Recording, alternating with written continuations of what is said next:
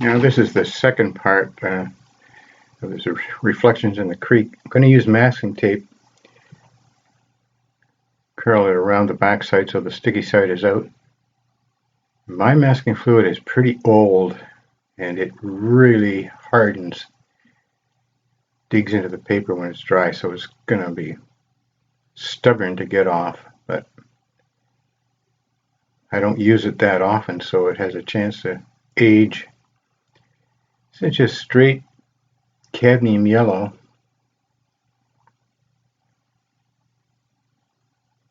Because I want the highest contrast to be on this edge where the shrubbery, the light hits these leaves against the dark background.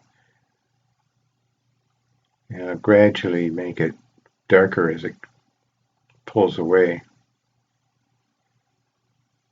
Add a bit of cobalt blue to the yellow. Get the greens going a little darker here.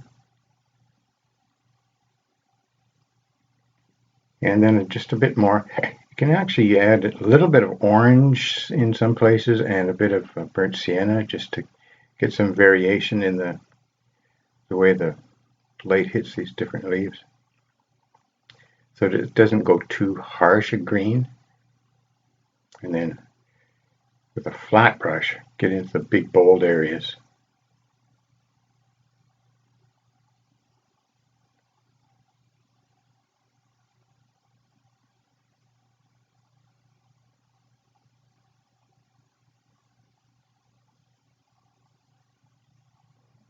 It's completely dry, this paper now.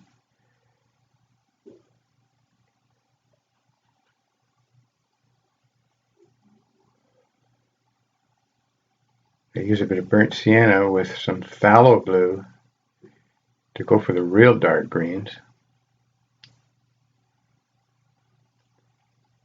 And then just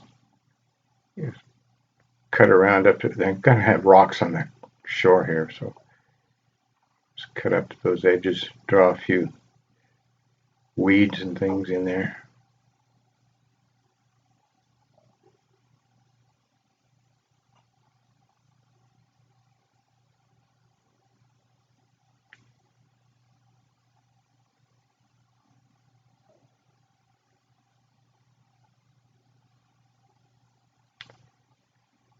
Now on the other side, I've taken the masking fluid off the leaves and poked in a little bit of pale raw sienna or yellow, and then try and cut up a little bit. Gotta work at getting the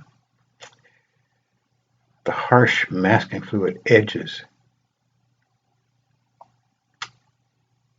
change so that so they don't look so stuck on. So I worked some darks into it. I've worked this tree trunk in and around some of those leaves.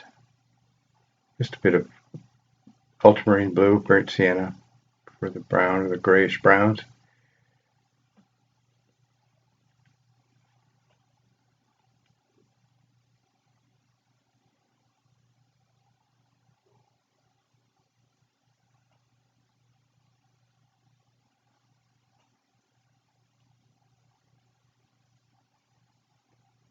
Same colors on these rocks.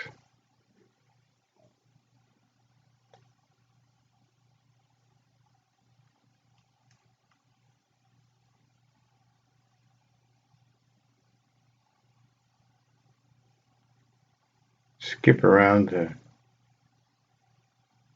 some of the lighter branches you just want to leave out. Just keep adding a bit more ultramarine, a bit more burnt sienna, and you'll get these darks.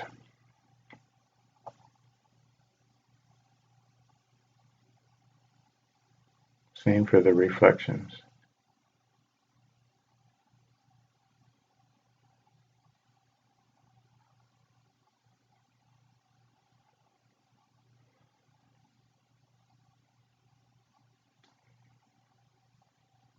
Same color, same two pigments. You know, you can get such a tremendous variation in color just by mixing the water, different amounts of water with the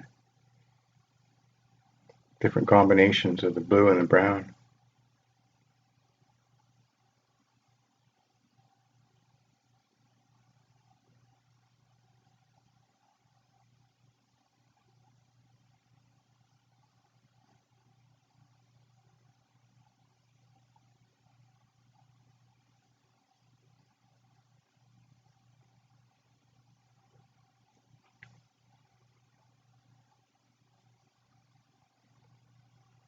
Doesn't require much effort here. If you just make sure the light hits the top and the shadow turns into shadow.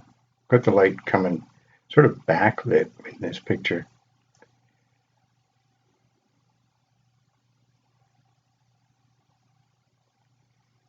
Yeah, just a few little branches, twigs,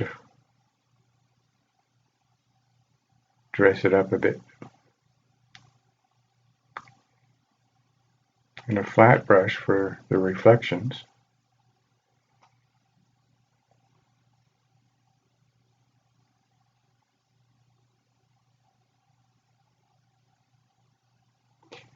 Now I'm going to take a scrubber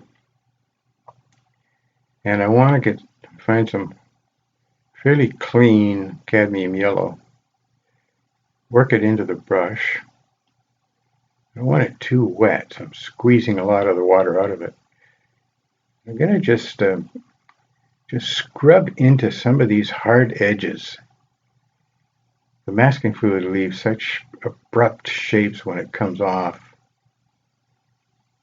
So I'm scrubbing the edges and depositing just a little bit of yellow